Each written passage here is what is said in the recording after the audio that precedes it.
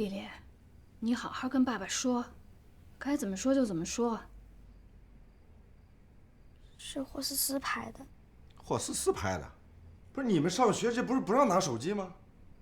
是不让拿。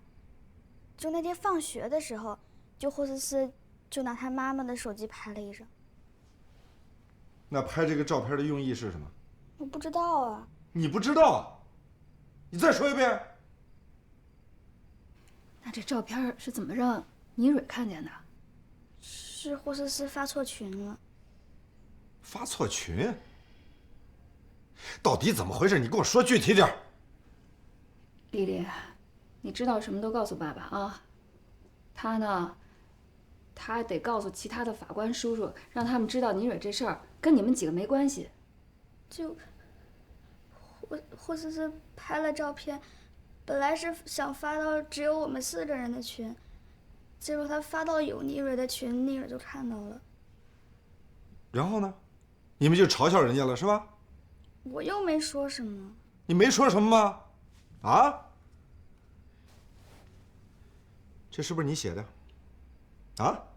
说人家家里穷，你这样说话礼貌吗？妈妈也这么说的，这没什么吧？我什么时候说了？我没说过呀。那你上次不是和霍思思妈妈说他们家是穷大发，越是穷就越要装，不是你说的呀？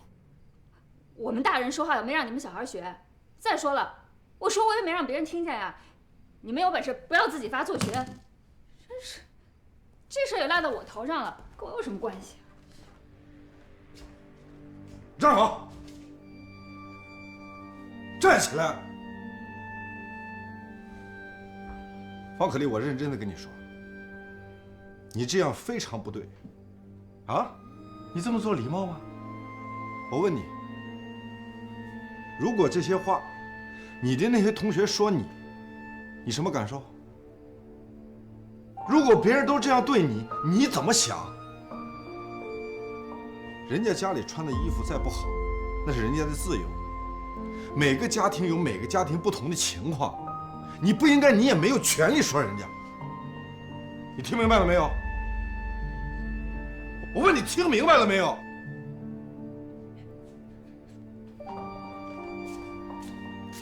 好了好了，先睡觉去吧。你对不起。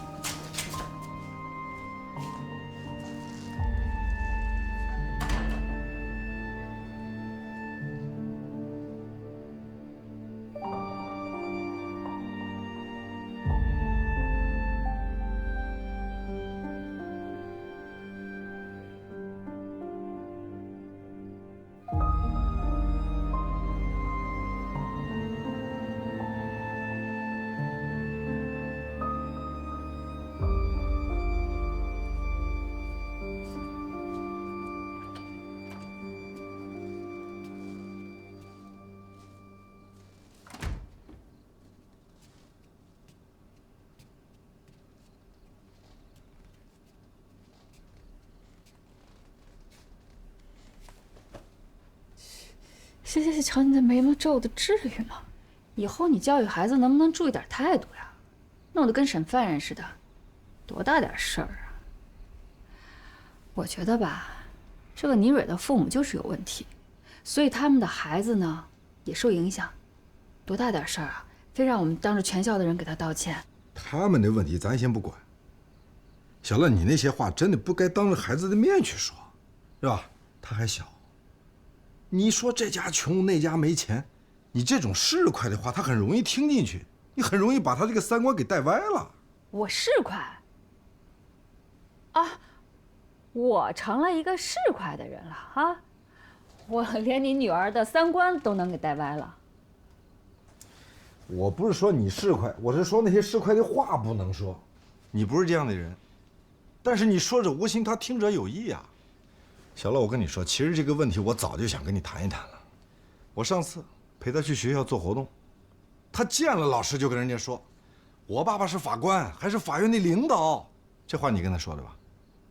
还有一次，他居然问我有没有手铐，他说他要拿那个手铐去吓唬吓唬他的同学。小乐，你想，这种话要让人家听了去，这是什么感受啊？法官他就是一份工作而已，你不要老让他觉得我有什么特权似的。不是，哎，我跟他说这个话，是为了说明你有特权吗？每次学校有活动你都不去，都是我参加，那我怎么跟孩子解释呢？我只能告诉他，因为你爸爸是个法官，而且还是个领导，所以他的事情很重要，好多人的问题都等着他去解决呢。如果我不这么说，那我应该怎么说？我说啊，你爸成天就是在外面瞎忙，他只是不关心你，不愿意来参加学校的活动。你这叫什么话呀？我就是在跟你讨论这个问题。你这样，你既然这么大的情绪，咱们改天再说。你最好永远不要跟我说了，啊，什么我就是快了，我三观不正了，那以后你女儿你自己教育好吧，你自己带啊，我不管了。我没说你市侩，我是说那些市侩的话不能说。你这说着又急。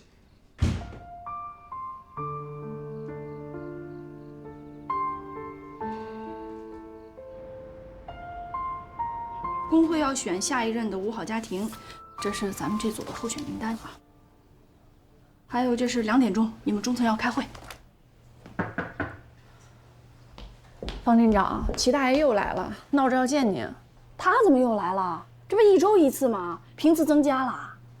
你就跟他说，方婷今天没空陪他聊天，快去。啊。方远。啊？我们说什么你听见了吗？啊什么呀？我们说什么你什么都没听见？这一脸的官司。我听见了，不就开会吗？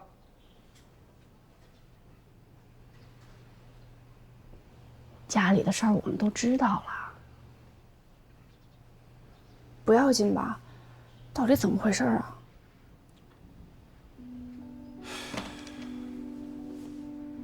这个丽丽啊，跟那几个小同学拍了另外一个小朋友的照片，然后呢又把这个照片错发到那个小朋友也在的这个群里，说了几句不礼貌的话，那小朋友看了就受不了了，就抑郁了。现在好了，人家家长要求我们这几个家长带着孩子一起到学校，要当着全校师生的面向人家孩子道歉。丽丽一个孩子，他能说什么嘛？就说人家家里太穷，啊，父母也舍不得给买件新衣服，这之类的吧。那当然了，这是我看到的，至于背后说了什么，那我也不清楚了。那他要真这么说，是该好好的骂一顿。你们父母应该好好管管，严肃的批评他。那不过话说回来了，孩子嘛，他们说话哪有个谱，没有轻重的呀。人家怎么就……这不我也是一点头绪都没有吗？你们别在这儿，赶紧该干什么干什么。喂，女人爸爸刚才又补充了一些证据，我想我最好跟你们几个家长提前通个气儿。什么证据啊？好，我知道了。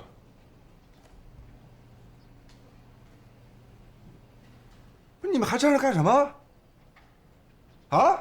那不是想关心你一下吗？走，你不要那么着急，好好说，好好说。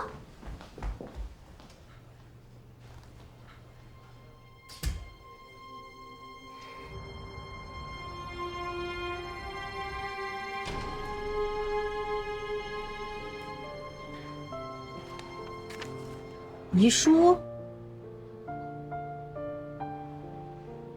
霍思思、李小溪、陈科尔、方可丽，我写下这封信呢，是想跟你们道个别。我们以前那么好，现在你们排挤我，不和我玩，不和我说话，聚在一起偷偷吐槽我，也不告诉我到底哪里做错了，到底为什么呢？我好难过。不过我依然把你们当做我最好的朋友，所以再见了，倪蕊。小小年纪，弄得跟真的一样。包克利爸爸，这封遗书有没有可能是假的呀？对，我觉得这也不可能是真的。你看这遣词造句的，这哪像是一个11岁小孩写的呀？可以申请证据鉴定嘛？那我们鉴定啊，要鉴定出来结果是假的，那还有什么好说的？他们就是污蔑我们。没错，那就鉴定呗。不，我就是这么一说啊，我不建议这么做。因为不管鉴定出是真是假，这都有可能激怒对方，不利于解决问题。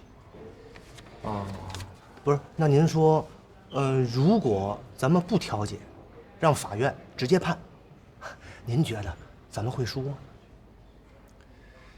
那这就得看法官怎么认定了。不过我觉得啊，咱们的孩子们毕竟在一个学校读书，抬头不见低头见的，这样不好。出了这样的问题呢，我觉得还是应该由我们家长主动想办法去化解。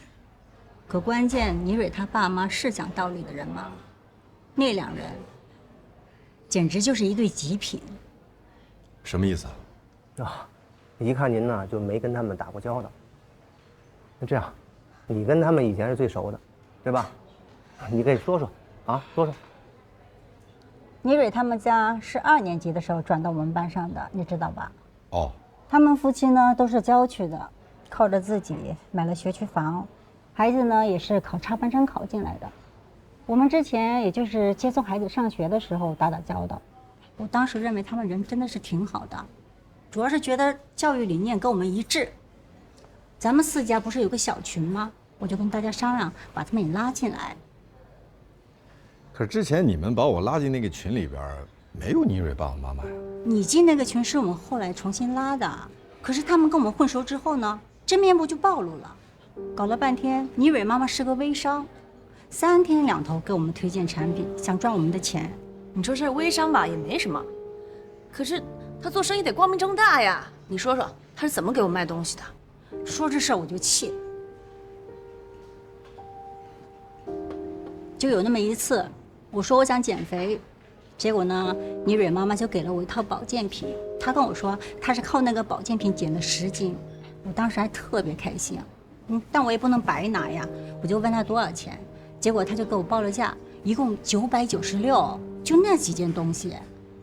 但既然别人开口了吧，那我也不好说什么，我当时就给她转了1000块钱。可这事儿还没过1个月啊，她又跟我说这保健品要坚持吃半年才有效果。但我这人抹不开面啊，我又买了一大堆回去。这事儿都到这份上了，他那天才给我吐槽，我才知道，那个李蕊妈她私底下跟我们好多家长都推销过呢。这几个月在我们这儿都挣了不知道多少钱。你也买过她的保健品？哎呀，那可不是。哎呦，我们家那陈可不是不长个吗？我就跟他说了，他就给我推荐那个什么保健品，说他女儿也在吃，我就给他转钱了。哦，对了，你们家那口子好像前段时间在那儿也拿了保健品，2000块呢，这事儿你知道吧？哦，行，这事儿我了解了。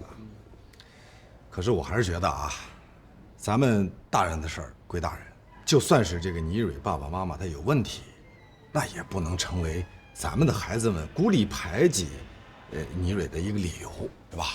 真没排挤。其实我跟您说啊，压根儿就不存在这个孤立和排挤。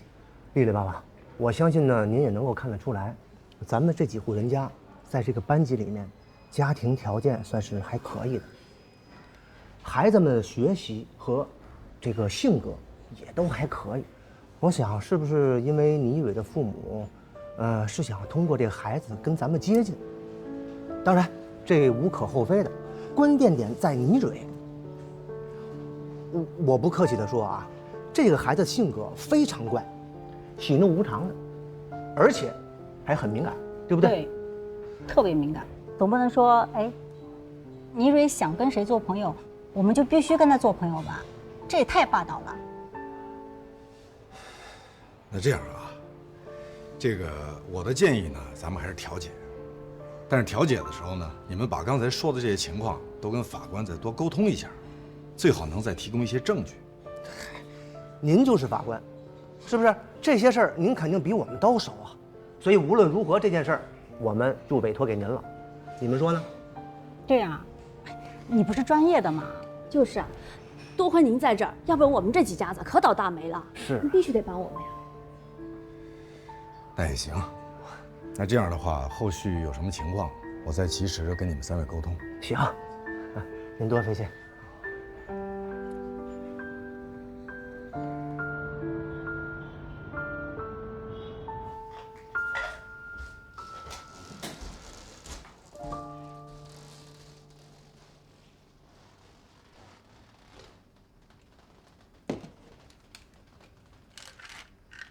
这都是妮蕊妈妈卖给你的。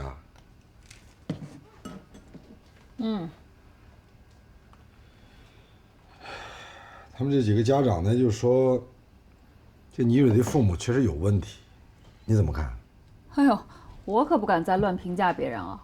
回头你又说我把女儿的三观给带歪了。你看，你看，你看！哎呀，我那天给你扣帽子，我向你道歉，好吧？不，他们都说这对父母很势利，为什么这么说嘞？这可是你让我说的。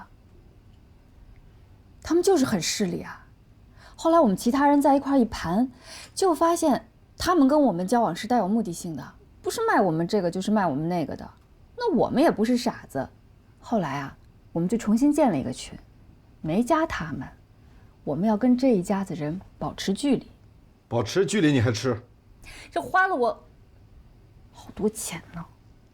先吃完了再说吧。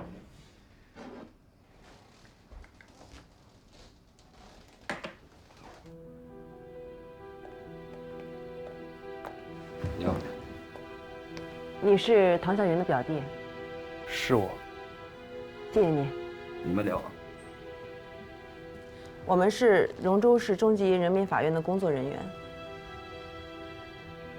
想了解一下唐小云的事情。好。爸，你开开门，法官了解一下情况。爸，我已经说了，谁也不见，让他们走。爸，你就开一下嘛，爸。不好意思，我平常住公司，这钥匙也没带。在你们来之前，公安和检察院都来过了。我爸他到现在也没法接受这件事。没事的，打扰了。不好意思。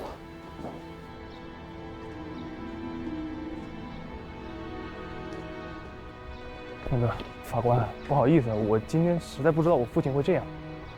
没事的，我能问你几个问题吗？可以，当然可以。这边说。从你的角度来看，案发之前，你表哥和你大姑之间的关系怎么样啊？关系挺好的呀，也没有什么矛盾。这件事情不光是你们，就连我们自家人也想不通。我大姑这个人对人要求是很严格，但我表哥也从没抱怨过呀。他还老是教育我，说父母做什么都是为了孩子好。我长这么大也没见他们红过脸。啊，对了，有过一次，是在我哥填高考志愿的时候，他们俩的意见不一致，吵过一回。能具体说一下情况吗？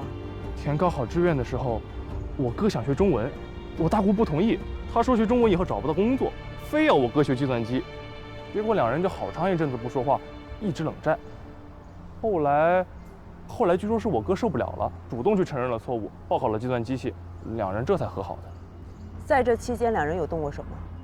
动手？在我们面前没有，就连吵架都没有，就只是互相不说话。在他们家我就不知道了。不过我表哥这个人是很怕我大姑的，动手应该是不可能吧，至少我想象不出来。那个时候我为了安慰我哥，我还偷偷跟他说我大姑是个变态，结果他马上就阻止我，还是那句话，父母做什么都是为了孩子好。那你觉得他杀人有没有可能和这件事情有关系？不可能吧，这都是很多年前的事儿了。再说，事实证明我大姑也没有错，我哥确实找到了很好的工作，他不可能因为这个事记恨我大姑的。法官，我看网上说我哥会被判死刑，是真的吗？对不起，案件我们还在审理当中，不能透露。你爸对待这个事情是什么态度？我爸，他恨死我哥了，说他大逆不道，说法院最好判他死刑。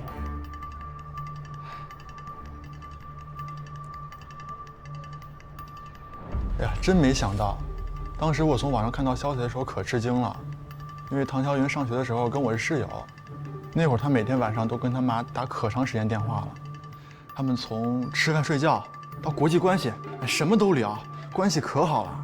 我家里也经常打电话找我啊，我接电话的时候啊就特别不耐烦，每次说几句也就挂了。但唐笑云从来没有敷衍的感觉。对啊，我们还笑话他呢，他也没生气。他说他爸爸走得早，怕妈妈孤单了。那和你们相处的过程当中，他有没有流露出过负面消极的想法？唐潇云算是人生赢家吧，他真没什么可消极的。去年这个时候我在路上遇到他了，他那会儿刚好去路上上班啊，瑞恩集团公司的 SP，就是 Special Offer， 我当时羡慕死了。我说他35岁就能实现财务自由，直接退休了呀。去年这个时候几月份？去年9月份的样子吧。几号还记得吗？具体记不太清楚了，但肯定是9月份。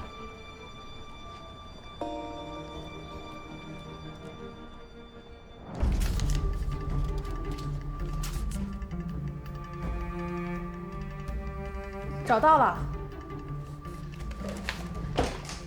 姐，你看，根据公安的调查，案发前2个月，也就是2020年的8月，作为瑞恩集团还在试用期的员工，唐笑云主动提出离职。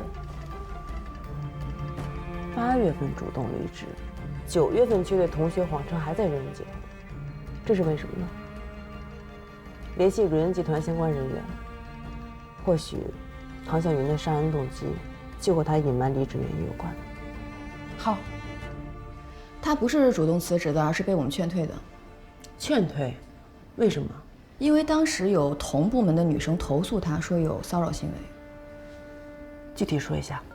我们通过多方求证啊，了解到唐潇云呢确实是喜欢这个女生，想追求她，但是女生呢多次表示对他没有兴趣，但是他依然是死缠烂打。女生实在是没有办法了，就告发他了。然后呢，他实习期间啊，虽然说个人能力很出众，但是严重缺乏团队协作精神。比如说一个很小的细节啊，他会为了这个细节呢，就对同事恶语相向。所以综上所述啊，我们还是对他进行了劝退。劝退他的时候，他是什么情绪？很冷静，收拾完东西就直接走了。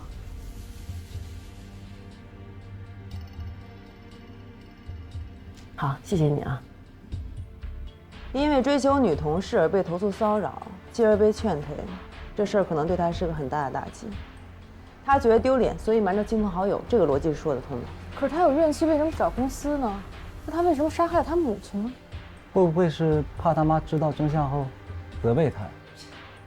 怕一个人责备自己就杀了他，这是正常人的反应吗？你干得出来啊？再说他和他母亲感情还这么好，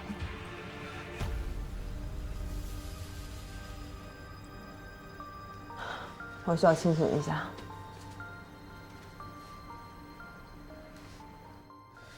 我跟那几位家长沟通下来啊，整个感觉是这样啊，这些孩子之间呢，确实有一些问题，也的确说了一些冷嘲热讽的话，但是总的来说，这还是孩子之间的一些正常摩擦，远远谈不上什么校园欺凌啊。所以老陈，你还是得跟对方当事人好好的沟通沟通。我知道，王远，这种案子在我们手上不算是什么大案，对吧？主要是孩子现在都是。陈婷，当事人到了。好，请进，请进。来，这都密切沟通交流上了。哎呀，这你，方可丽爸爸，我知道你是法官，你们法要是包庇他的话，我接着往上告。一伟爸爸，您别多想啊，我和法院我们都是接受监督的啊。你要发现任何问题，你随时可以投诉我们。行，我认识人多，经事儿多，别糊弄我。金士爸爸，你真的误会了。这，我也介绍一下啊，方远的确是我的同事，啊，他是练庭的庭长，跟我呢是朋友，也是同事。但是今天他在这儿，他不是法官，他跟你一样，是来接受调解的。他今天是作为被告方之一。行，我是咱们这个民意庭的庭长，这个案件由我来审理，我代表民意庭，我也向你表个态。这个案件我保证做到公平公正。好吧。来，金先生，请坐。行，好，请坐啊，你先坐下。一伟爸爸，您放心，啊，我们今天约您过来，也就是想好好的交流一下。那我先说，可以。这个女水爸爸，你女儿发生这样的事情，我们大家真的都特别难过。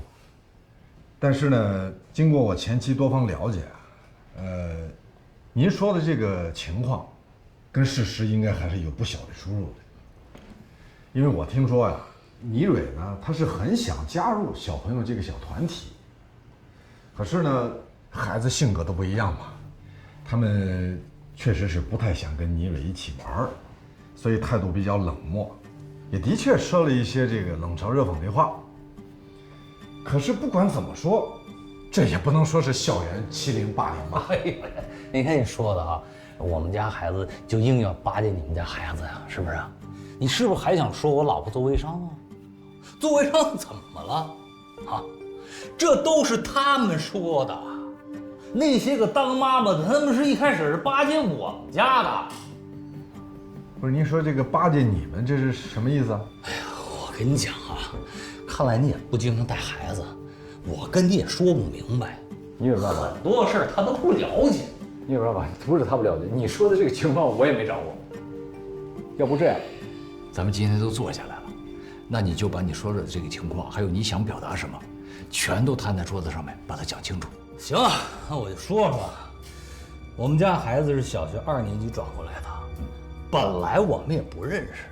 有一天，孩子放学我去接他，是霍思思他妈妈主动找的我，要加我微信，然后就把我们拉到他们那小群里。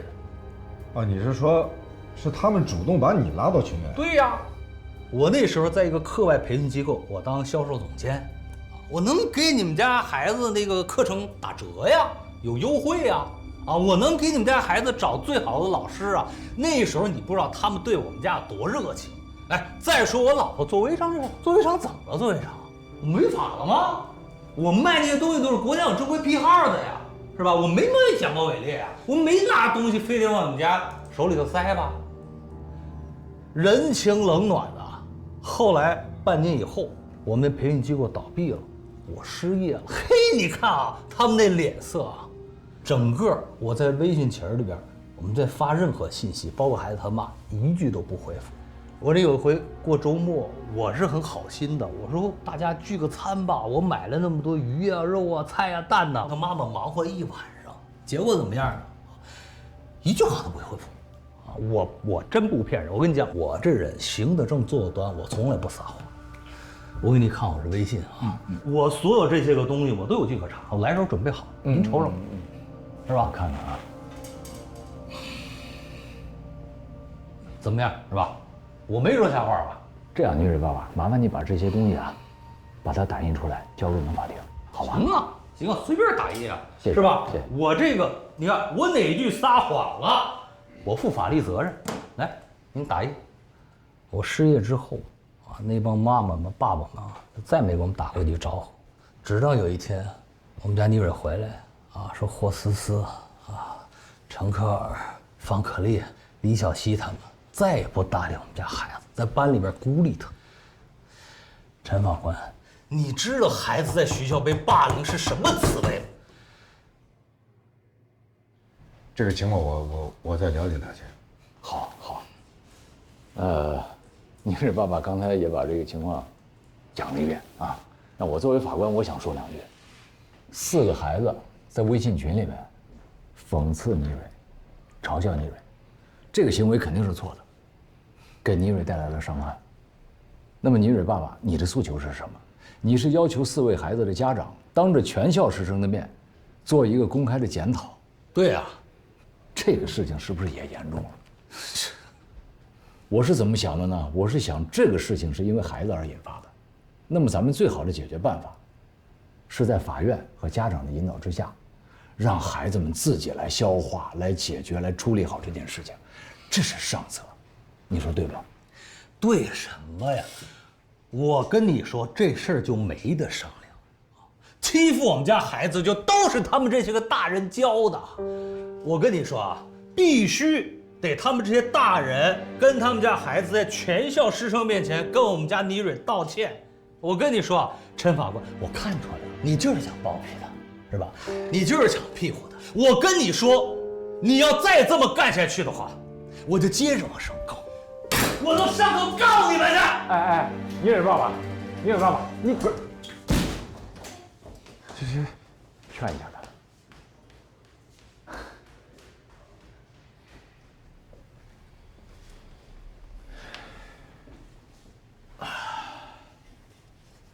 你说这怎么办？接着努力。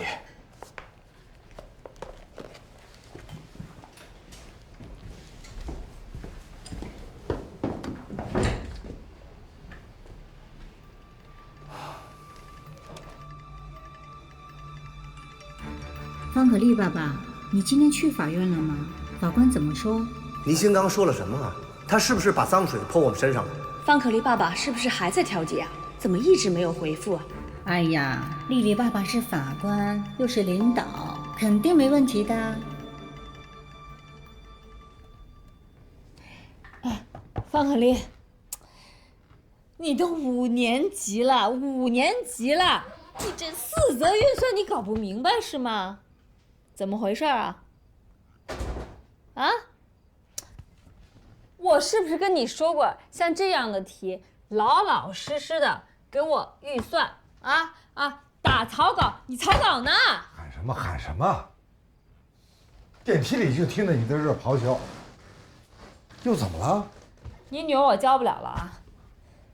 我小学5年级之前我都是95分以上的，哎，她才考了70多分，你是不是想上中学以后不及格呀？行了行了，有你这么教育孩子的吗？行什么行啊！你快给我做了啊，要不然你今晚上就别睡觉了。你毕卷在哪儿呢？啊，什么啊？行了啊！哎，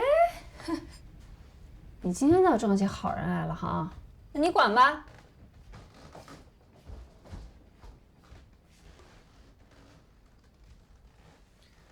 没事啊，做完之后好好检查一遍，再细心一点不就完了吗？听见没有？没事，慢慢写啊。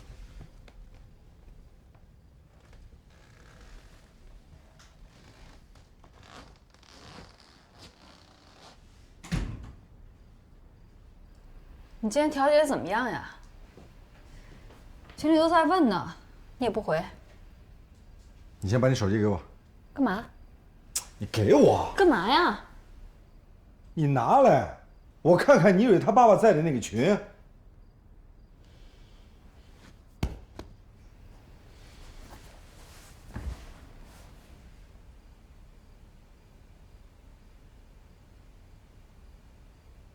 你们当初就是因为人家倪蕊爸爸是这个辅导机构的领导，才把人拉进来的是吗？不是。不是。哎，你自己看看，这是什么？啊？这是什么？这是什么？这什么呀？这闲聊啊。这是闲聊。啊？好，那这是什么？这又是什么？怎么了？怎么了？你们在这儿说人家人穷志短，取笑人家，活该抑郁。你们就这么在背后议论别人，怎么就变得这么尖酸刻薄了呢？怎么了？我告诉你，我就是尖酸刻薄。怎么了？我又不是圣人。我背后吐吐槽，发发牢骚，有什么不可以吗？我连这点言论自由都没有了吗？你管这叫言论自由？那你们也太自由了吧！啊？你看看，你看看，这有一句话是好话吗？李小乐，你怎么现在变成了这样的人呢？我变成了哪样的人啊？你给我说清楚了。你是一个接受过高等教育的人，你应该谨言慎行。你把这群给我退了。我凭什么退啊？凭什么？今天这个事情造成这样的结果，就是因为你们这样一群人在这儿无事生非，闲的没事在这嚼人舌根子，你把这群给我退了，还有你另外那几个群全都退出去。就你这种从来不管我孩子的人，你懂个屁！我告诉你，我如果没有一个家长群，没有几个能说得上话的家长，方可丽哪天忘了写作业，我找谁问去？啊？他哪天早上突然忘带了红领巾，我跟谁借去啊？而且你知道吗？现在啊，他们都取消了考试的排名。如果我没有家长群，我怎么知道他学到了什么程度？哎，我再说句不好听的，如果他哪天放了学以后走丢了，我如果没有这个群，我上哪找他？这是两回事，好不好？咱俩说的这是俩概念，我说东你就扯西，你怎么现在连基本的思维逻辑你都搞不懂了呢？你在法庭上你可以说一不二，颐指气使，但是我警告你，你在家里面不要跟我来这一套。我跟你搞哪一套了？我认认真真的跟你说这个事情。这个家，不是从来都你说了算了吗？我哪有什么说一不二？你认为我在院里也说一不二？你是对我这个工作有多大的误解啊？我告诉你，我在法院每天，我哪天不是像个孙子一样笑脸相迎？领导批评我，我就弯这个腰跟人道歉；当事人来闹，我就弯这个腰跟人开导、跟人解释。下属埋怨工作多，我也是得哄着劝着。我这腰怎么累的？你看我这腰现在弯成什么样了？我为了什么？我不也为了这个家吗？你活该！吵什么？让不让写作业了？你进去。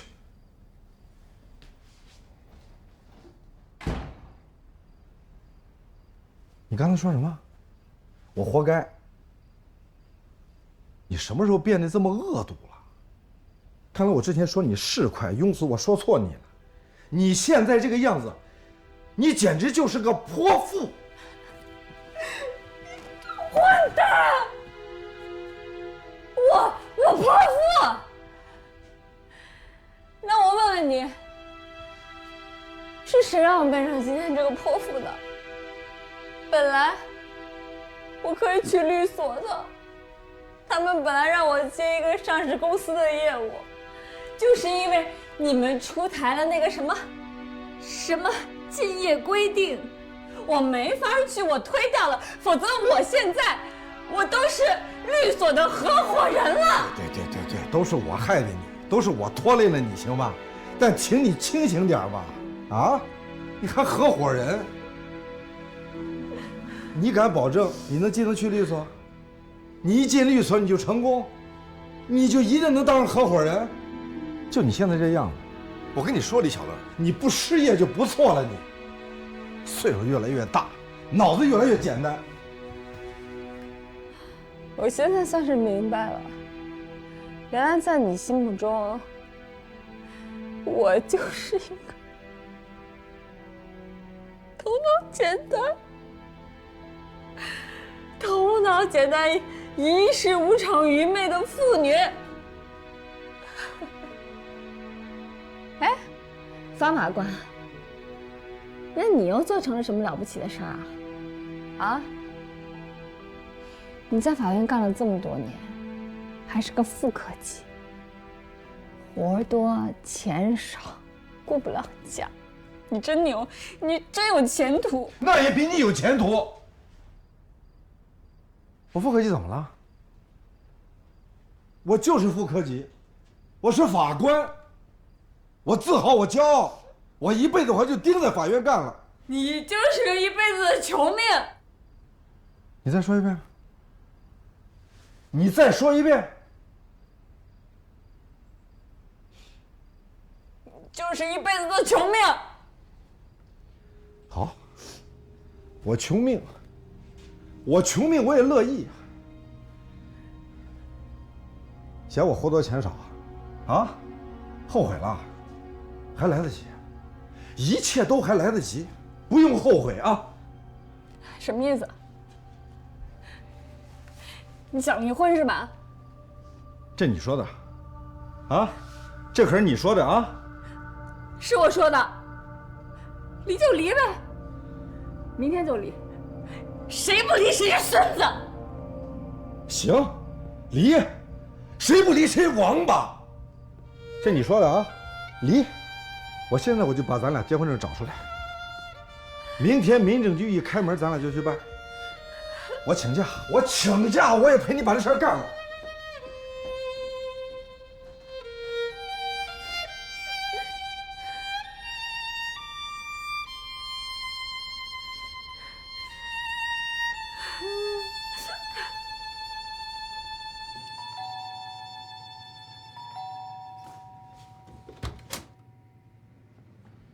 怎么了？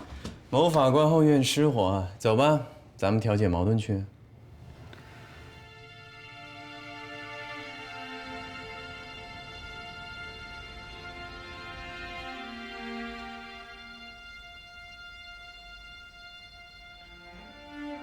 阿姨，我爸爸妈妈真的会离婚吗？当然不会了，别担心，你爸爸妈妈呀，现在就是有点生气，他们呢这说的是气话啊，流的眼泪都是当时谈恋爱的时候脑子里进的水。小乐姐，别难过了，我让周延安去说他了，一会儿让他给你道歉。别人都以为我嫁了一个法官，还是个庭长，好风光啊！但是你知道的，你们法官除了那些工资还有什么？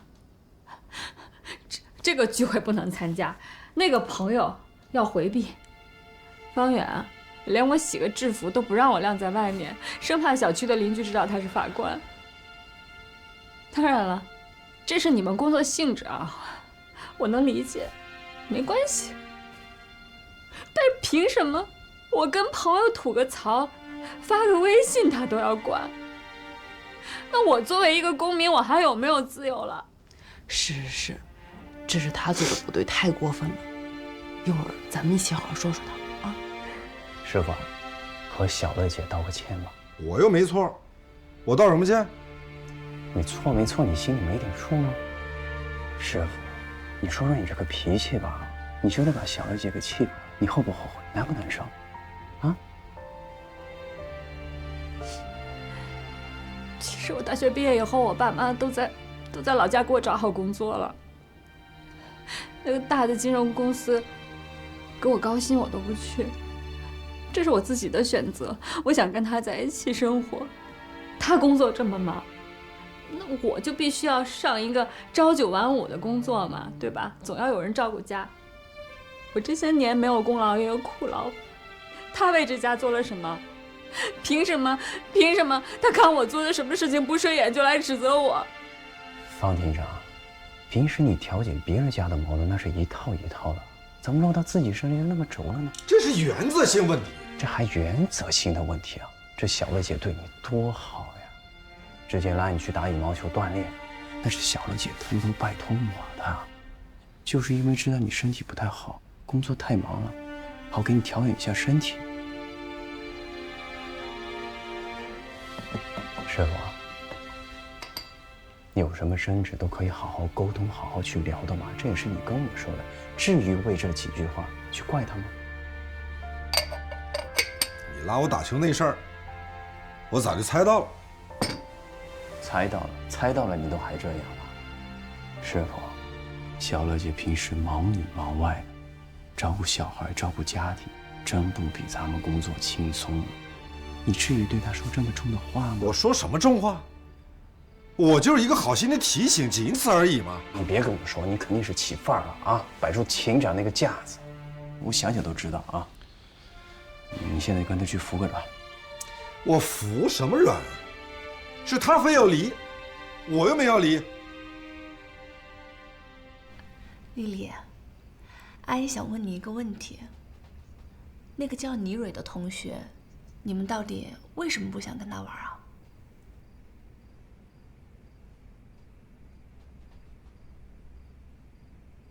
从我们女儿上幼儿园开始，我就没有睡足过一个觉。我每天都是全家起得最早的人。我得给全家做好早饭，把孩子弄好了，把他送到幼儿园，送到学校，然后我再去上班。其实我的工作压力也挺大的，但是我还得管全家人的衣食住行，孩子上了小学以后，每天那么多邮件我都得来回。本来我不是一个喜欢社交的人，但是小孩上了学以后怎么办呢？我就得加入家长群，每天跟他同学的爸爸妈妈们搞好关系。有时候我都不知道我自己是谁。这次方圆他知道吗？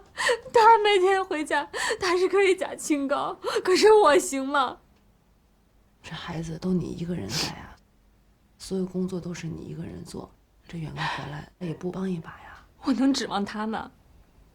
你们法院的工作，白加黑，5+2，我指望他干嘛？他不把自己身体拖垮了，给我增添负担就算不错了。大姐，大姐，人来给你道歉了。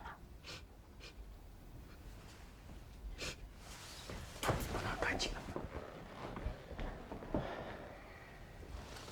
的。乐姐，师傅来给你赔不是了。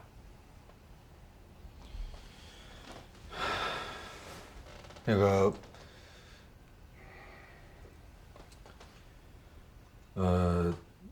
你什么呀？快说呀！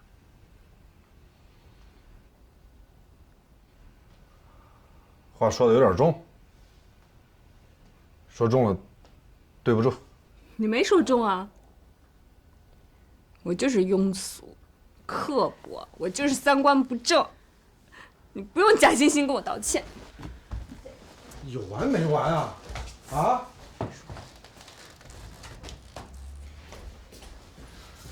小乐姐，我都替你委屈了。哎，他在法院说一不二，回到家还想作威作福呢，真把他当作圣母呢。这么好欺负，你别惯着他。小乐姐，你要真的觉得他无可救药的话，一个字，你。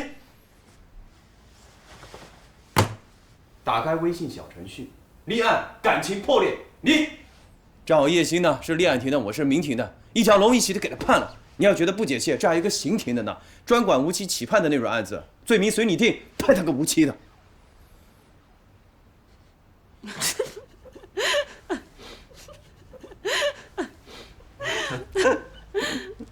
还笑你？净给我打马虎眼！你就是吓着你师傅，你以为我没听出来啊？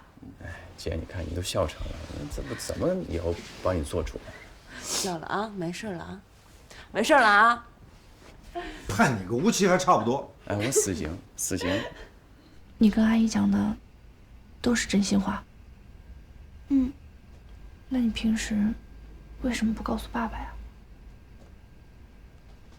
他搬起脸来就很凶，我不敢。没事啊。嗯。那孩子的事怎么办？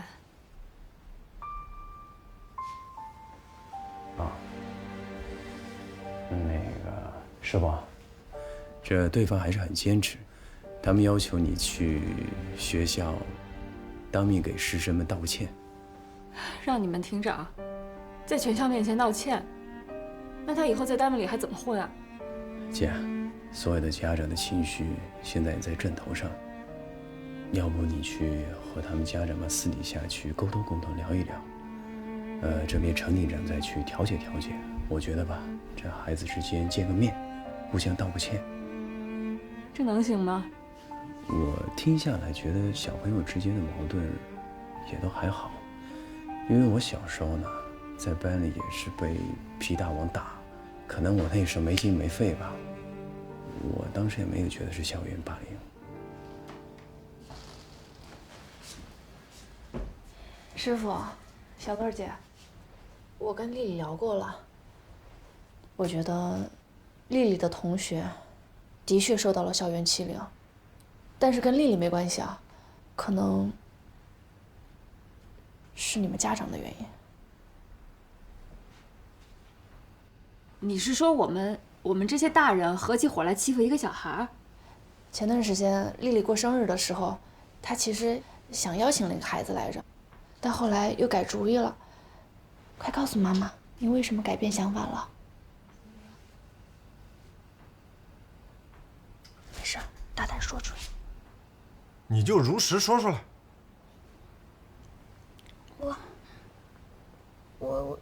我听见你和霍思思妈妈说，那家人是极品。丽丽，你今天当着叔叔阿姨还有你爸爸的面，你说清楚了，妈妈有没有跟你说过不让你跟倪蕊玩？那我说让你欺负别的小朋友了吗？还有一次，在校门口放学的时候，你和陈川儿妈妈说话呢，我和陈川儿就想去找倪蕊玩，结果你们拉着我们就走了，然后还说千万别让他们跟上来推销东西，烦都烦死了。所以，我怕再和倪蕊玩你会骂我。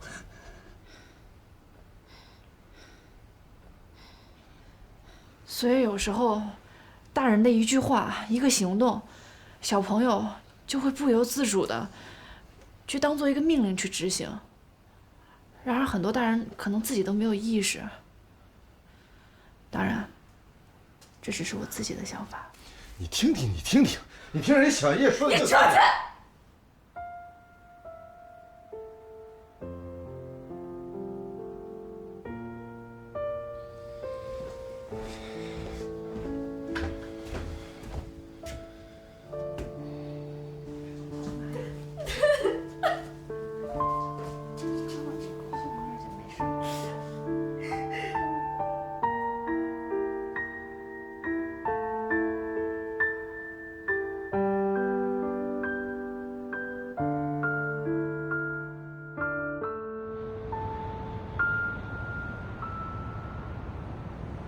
我刚刚是不是又说错话了？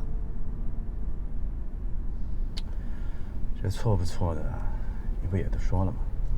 这小孩子之间呢，难免也会哭哭笑笑。你小时候被欺负过吗？也有啊。哎，不过我跟你说，我是我们班上最受欢迎的呀。吹牛！你既然被欺负过，你应该知道，那种被欺负的感觉，并不好受。这听你的意思，难道你被集体排挤过？小时候，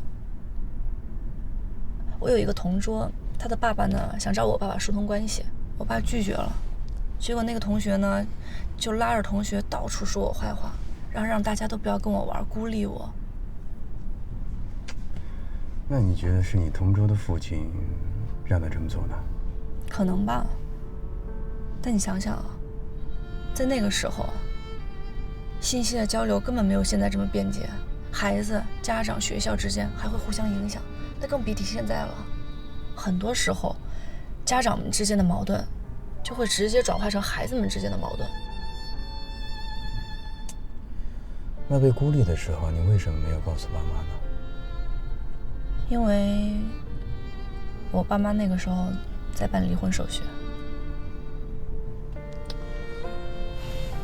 抱歉啊。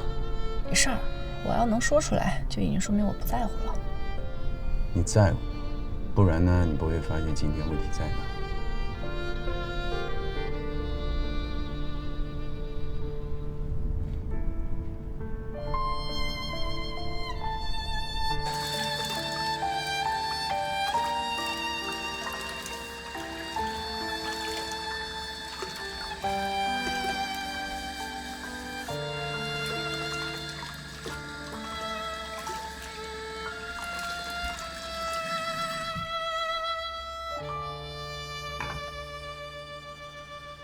我来洗吧，你先去休息吧。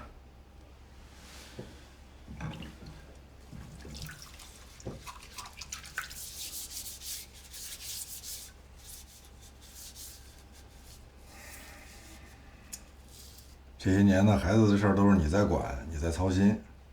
出了这样的事儿，我也有责任。我态度又不好，你别往心里去。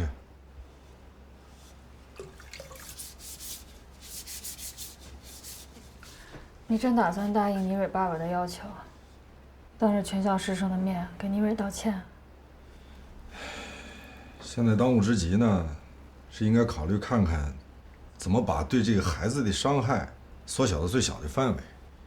你就别管了，我看看怎么跟其他几个家长能够达成共识。你呢，空的时候也多做做其他几个妈妈的工作。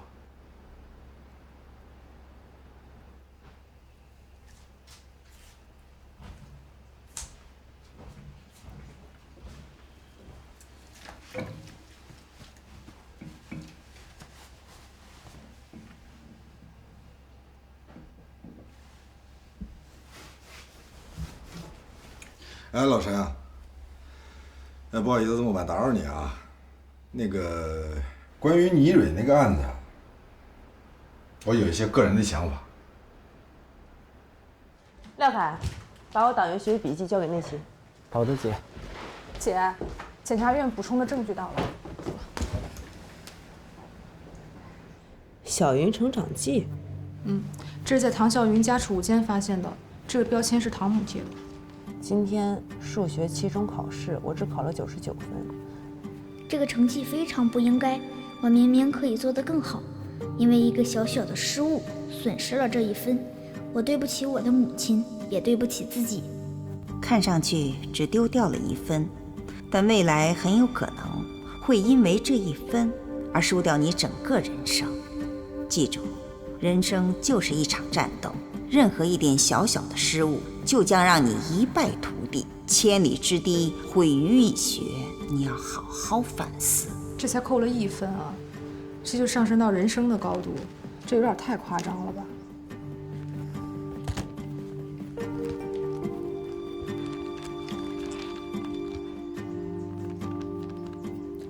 ？2014年，表弟在玩游戏，我在旁边偷看了2眼。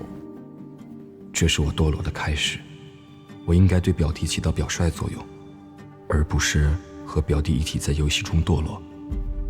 游戏是引我的恶魔，我一定要抵挡住它的诱惑。我万分心痛，在此，我深刻检讨自己。通过这件事情可以看出来，你是一个意志力相当薄弱的人，这样的人难以承担重任。你表弟很快活，可他注定永远是个普通人。如果你想做普通人，没问题呀，那就不要做我的儿子。别人打游戏，他就看2眼都不行。填高考志愿的时候，我哥想学中文，我大姑不同意，他说学中文以后找不到工作，非要我哥学计算机。后来据说是我哥受不了了，主动去承认了错误，报考了计算机系，2人这才和好的。推算一下，唐笑云哪年高考？应该是2013年。2013。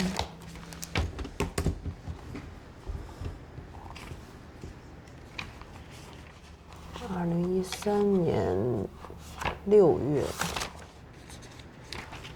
这儿。我错了，我不该在没有征求妈妈意见的前提下，自己擅自选择中文系。这种行为是对自己，也是对妈妈极大的不负责任。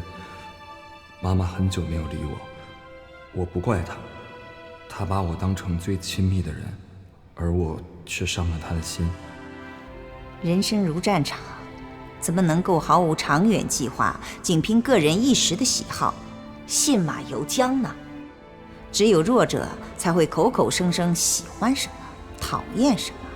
一个强者是不会被这些稍纵即逝的情感左右的。为了成功，他必须保持清醒。唐傲云妈妈的教育理念真的太可怕了，这哪里是什么成长记录，这分明就是检讨大全嘛。在孩子的世界里，母亲扮演着上帝的角色。马上去看守所，我要和唐有云再谈一次。丽丽爸爸，这法官今天让我们把孩子都带过来，您知不知道他这是什么意思？法官这么做，自然有他的用意。别着急，等等啊。让我们把孩子带来，这会儿又不是把孩子弄哪儿去了。方法官，前几天丽丽妈妈跟我聊天，这话里话外好像觉得跟我们做家长的还是有些责任的。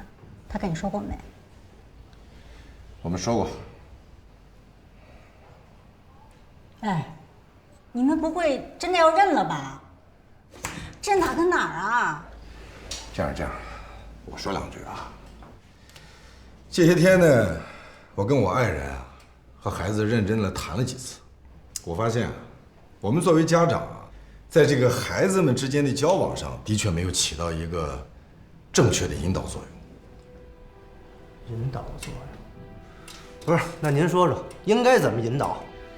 咱们这4家的家长跟倪蕊爸妈的这个关系，多少有点矛盾，这个大家都承认吧。可是咱们不能把这个大人之间的矛盾转移到孩子身上。方法官，您说的不是没道理，可是倪新刚他就是抓着这点不放，先是让我们孩子退学，接着让我们公开给他道歉。就算我们有责任，他这样做是不是也太过了呀？都是为了自己孩子，其实也可以理解嘛，对不对？哎，行，这说句对不起也没什么不可以，但是，他要是有再多的要求，我们绝不能答应。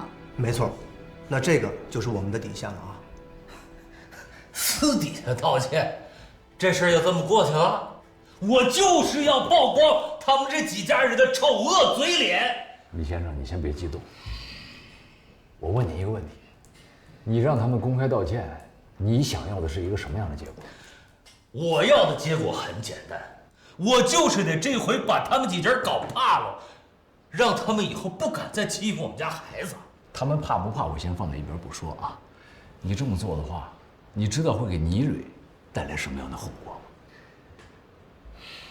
学校那边我们已经调查过了，倪蕊这件事情，在学校已经成为焦点，闹得沸沸扬扬，大家都在议论。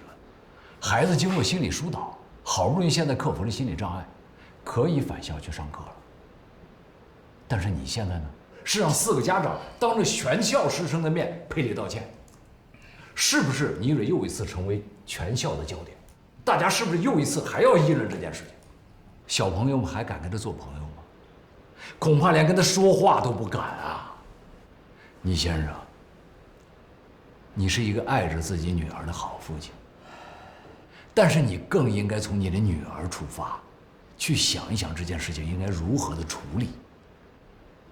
孩子本身身心就脆弱，倪蕊能再一次愿意成为全校的焦点吗？她愿意这件事情持续发酵吗？她愿意再受到第2次伤害吗？你想一想。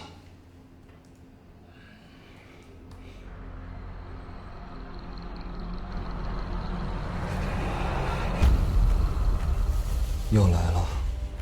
是的，而且我要问你同样的问题：为什么杀了你的母亲？我恨他。可是所有人都说你们关系很好，你很孝顺他，你恨他，伪装1天不难，难的是你伪装了这么多年。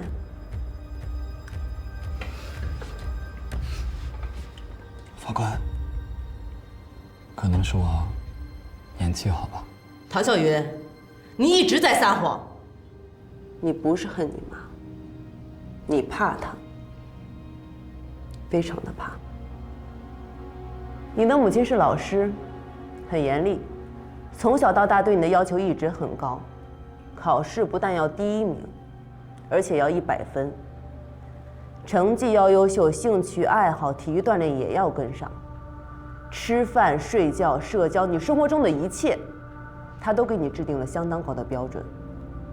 如果你做不到，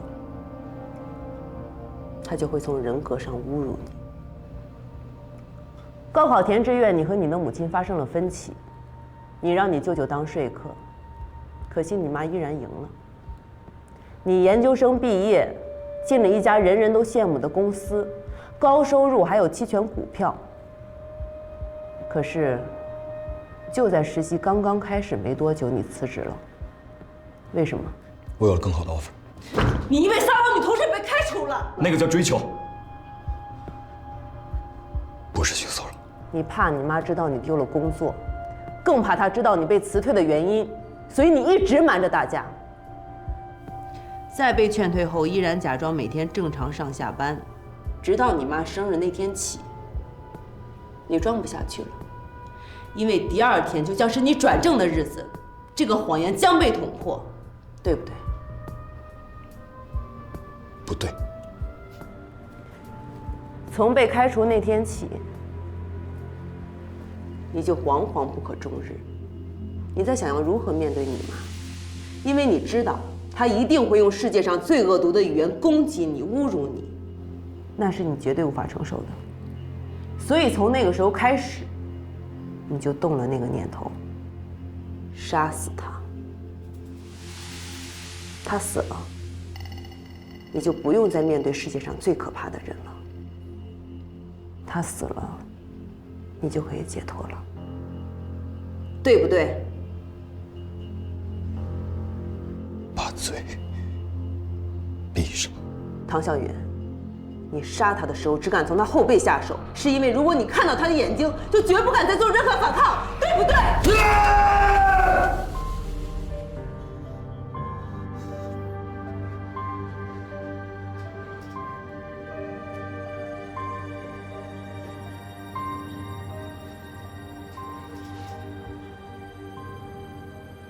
你以为杀了你妈，你就打败了她？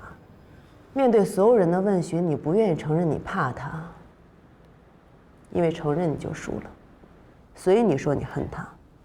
这么说，你就获得了一种胜利的感觉，你觉得自己终于战胜了自己的母亲，对不对？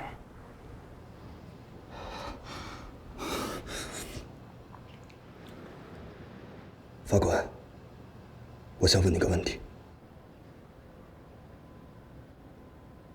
你们2个小时候做错事，会挨打吗？你妈会打你吧？不，她从来不打我，她只惩罚她自己。小云，多吃点肉啊，长身体。我说的话你没听到啊？妈，我真吃饱了。哦，你吃不下了？行，妈替你吃。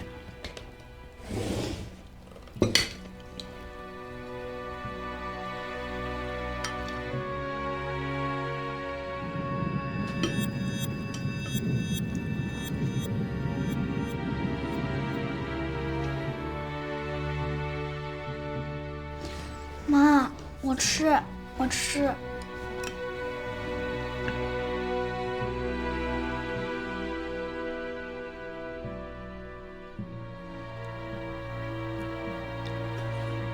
这就对了，儿子，妈是不会害你的，妈做这一切啊都是为了你好，这个道理啊，你要时时刻刻记着，你要是忘了，妈会提醒你的啊。99分，怎么会考99分？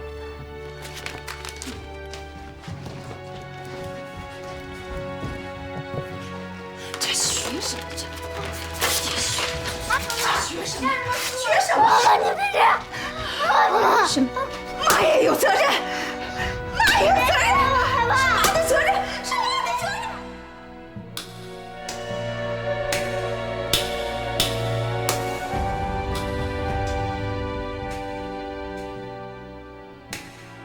那你父亲呢？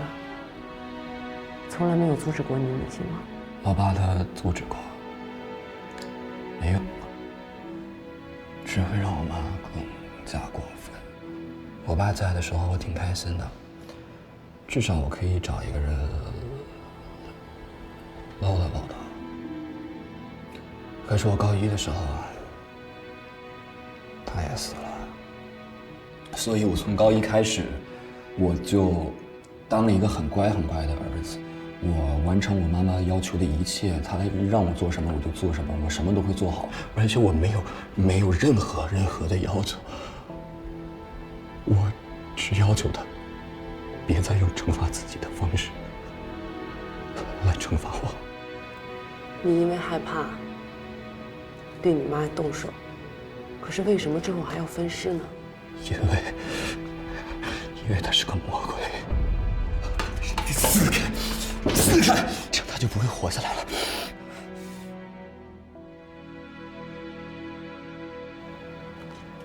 他妈妈的教育方式确实是很扭曲，但是唐耀云能说出那么丧心病狂的话，也挺可怕的。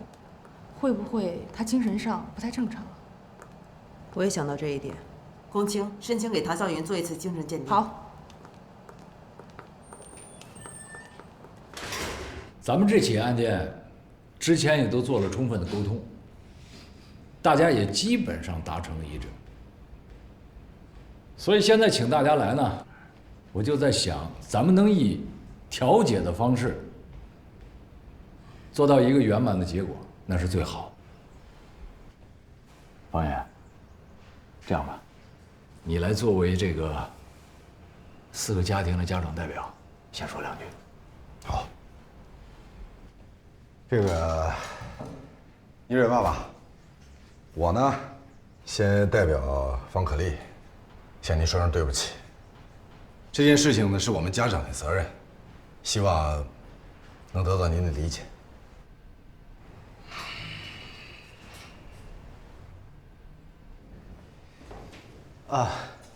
方可丽爸爸呢，跟我们讲了很多，我们呢也认识到了自己的问题所在。你这样，倪蕊爸爸，我仅代表我自己，还有我们家孩子，我郑重的跟您道个歉。对不起，请求您原谅。我也表个态吧。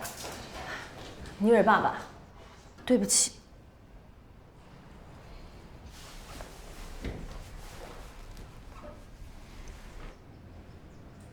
对不起啊。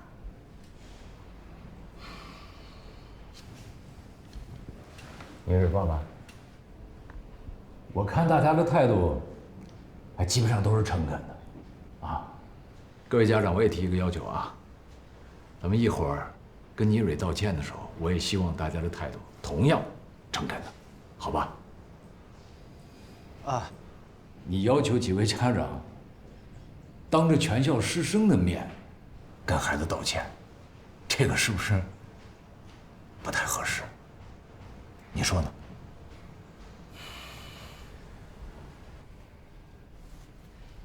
这样吧，倪蕊爸爸，我给你看一下现在几个孩子在房间里的监控画面。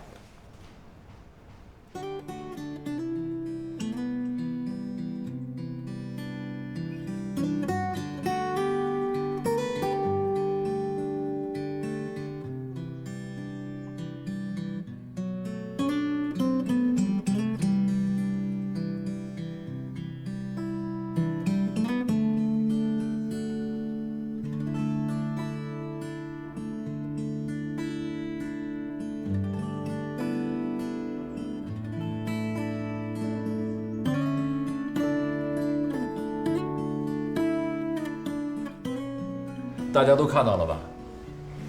我今天让各位家长把孩子都带过来，就是想希望通过心理医生来修复孩子受伤的这个心灵。孩子们已经在一起，其乐融融，非常快乐的在一起玩。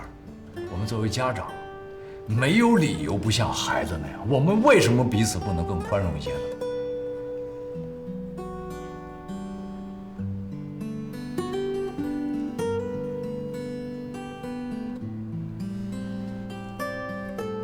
倪蕊爸爸，要不这样，我一个人，我来代表我们4家的家长，我带着方可丽，我们俩在全校师生面前去做这个道歉，您能接受吗？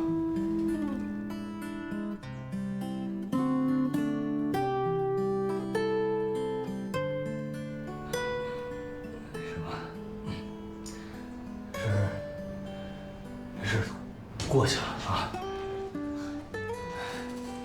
就是孩子的事儿，孩子都不闹腾，我们这当大人闹的是吧？方可丽爸爸，你说对，这很多时候就是我们这些个当家长的影响了孩子。这件事情，作为家长，我有责任。谢谢，真的，谢谢您能理解。希望以后啊，咱们2家，不，咱们5家，是吧？还能像以前这样，咱们多走动，多交流孩子之间的这个教育问题，咱们互相监督，应该好不好？谢谢。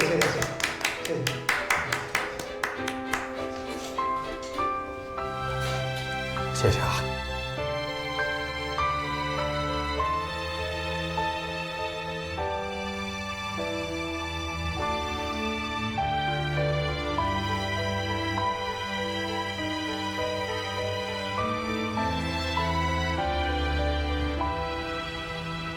同学们，今天的家长进课堂，我们请来了方可丽的爸爸。方可丽的爸爸呢，他是一名法官，今天他来给我们讲讲什么是校园欺凌。请大家用热烈的掌声欢迎方可丽的爸爸，好不好？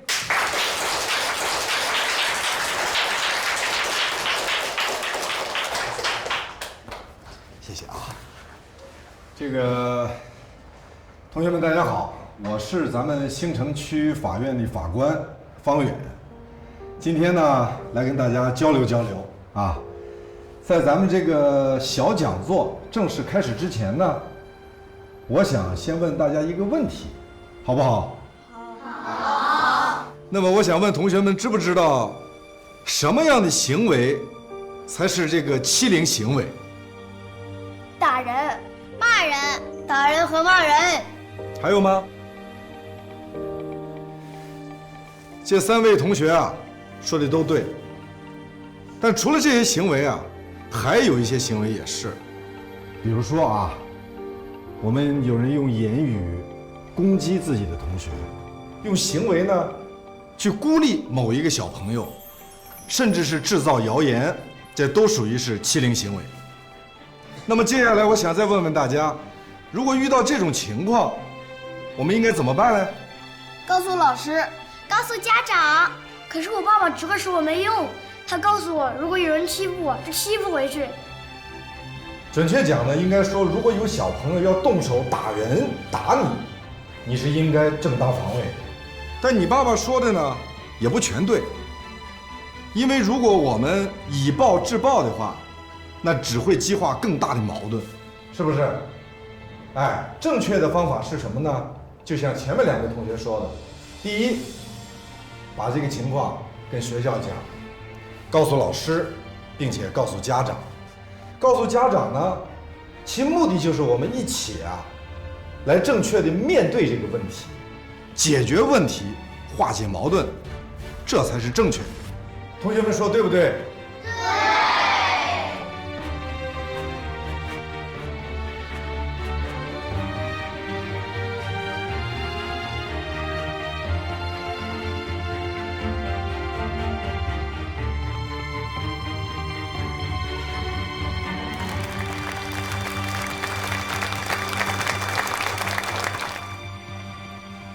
哎呀，方法官，谢谢您今天的讲座。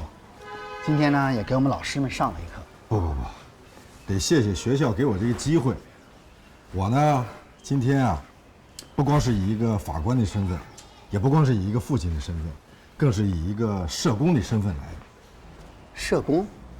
这件事儿啊，倪蕊爸爸虽然原谅了我们，但我很清楚，归根结底还是我们大人造成的这个问题。所以呢，我得拿出实际行动来改正我们这个错误。哎呀，方法官，您说的太好了。说实话，这件事情我们都没想到能那么顺利的就解决了。这件事呢，给我也上了一课。以后啊，我得跟您多多交流，多多学习。不，我们得多向你们学习，因为这事儿也让我明白了一点，以后不管工作再忙，也还是得多往学校跑一跑。谢谢啊，咱们多交流。谢谢，您留步。好，您慢走啊，方法官。弑母、藏尸、逃亡，被捕后毫无悔意，社会影响极其恶劣。我完全同意检方的量刑建议，我认为应该是死刑。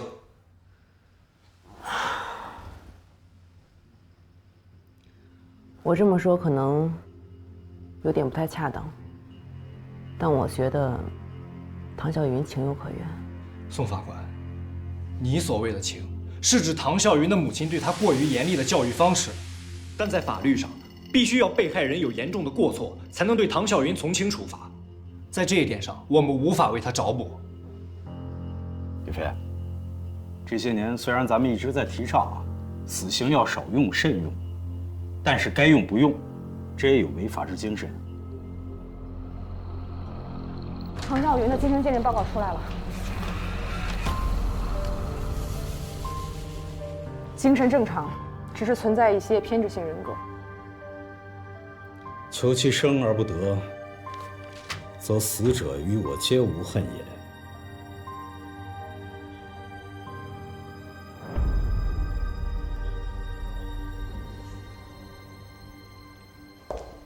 安律师，哎，宋法官，坐吧。怎么样？宋法官，我想尽了很多办法，唐小云的舅舅还是不愿意见我。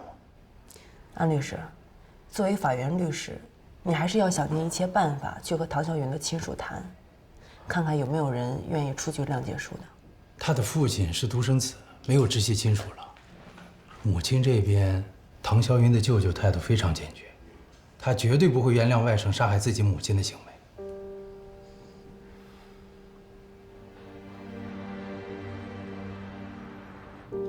一审判决下来了，死刑。你的律师说，你不打算上诉。我动手之前就想好了，我不想活。不，这么说不严谨，严谨点的说应该是，我想活，可是我妈把我变成了一个怪物，怪物在这个世界上是没有办法正常生活的。既然是这样，为什么没有选择自杀？我想过，但自杀是弱者才会做的事情，强者要遵守规矩。法官，对不起啊，只是利用你们，杀了而已。唐小云，你这种对弱者强者的思维，依然是你母亲灌输给你的，到现在，你也无法摒弃这种思维。